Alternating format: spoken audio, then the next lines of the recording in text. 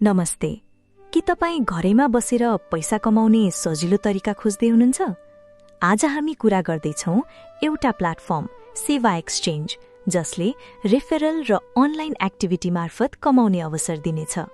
स्वागत छ सेवा एक्सचेन्जमा, एउटा यस्तो डिजिटल विनिमय प्लेटफर्म जहाँ तपाईँ आफ्ना वस्तु, सेवा वा सिपहरू सिधै साटासाट वा किनबेच गर्न सक्नुहुन्छ। यो सामुदायिक शक्तिमा आधारित विनिमयको एउटा आधुनिक स्वरूप हो। तपाईले कहिले सोच्नु भएको छ आफ्नो वरिपरिका मानिसहरूसँग मिलेर एउटा बलियो, विश्वासिलो डिजिटल बजार बनाउन सकिन्छ? आज हामी कुरा गर्दैछौँ सेवा एक्सचेन्ज रेफरल प्रणालीको, जहाँ एउटा साधारण रेफरल लिङ्कले तपाईको कमाई मात्र होइन, पूरै समुदायलाई परिवर्तन गर्न सक्छ। रेफरल प्रणाली भनेको के हो त? यो एउटा यस्तो प्रणाली हो जहाँ तपाईले आफ्ना साथीभाइलाई सेवा एक्सचेन्जको प्लेटफर्ममा बोलाउनुहुन्छ र जब उनीहरू जोडिन्छन्, दुवैजनाले पुरस्कार पाउनुहुन्छ। यो किन प्रभावकारी छ भने मानिसहरू विज्ञापन भन्दा आफ्नै साथीको सिफारिसमा बढी विश्वास गर्छन्। यसैले यो प्रणाली केवल मार्केटिङ मात्र नभएर यो विश्वासको नेटवर्क हो। यो प्रणालीमा काम गर्ने तरिका एकदमै सजिलो छ। पहिलो, सेवा एक्सचेन्जको प्रयोगकर्ता बनी आफ्नो रेफरल कोड वा लिङ्क लिनुहोस्।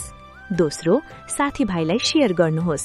तेस्रो, उनीहरूले साइन अप गरेर भेरिफाई भई सक्रिय भएपछि दुवैले पुरस्कार पाउनुहुन्छ। सजिलो, पारदर्शी र प्रभावकारी।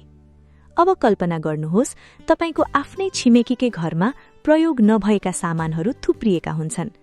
ती सामान दिएर कसैले दैनिक उपभोग्य वस्तु जस्तै तरकारी, चामल, तेल वा नगद पाउँछ भने यो सेवा निकै लोकप्रिय हुन सक्छ। यही हो सेवा एक्सचेन्जको शक्ति।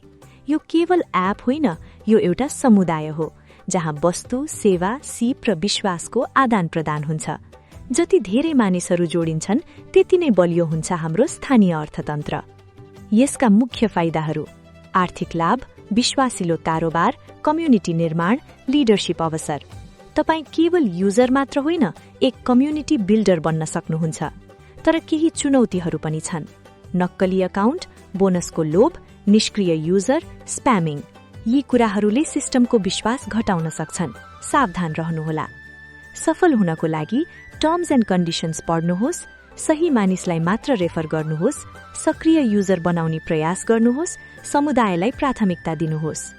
याद राख्नुहोस्, यो केवल पैसा कमाउने माध्यम होइन, यो ज्ञान र सिप बाँड्ने एउटा माध्यम हो। यो समुदाय निर्माण गर्ने यात्रा हो। अब पालो तपाईको। तपाईँ कुन वस्तु वा सेवा लिएर आउँदै हुनुहुन्छ? एकपटक सोचौं र आफ्नो यात्रा सुरु गरौं। धन्यवाद।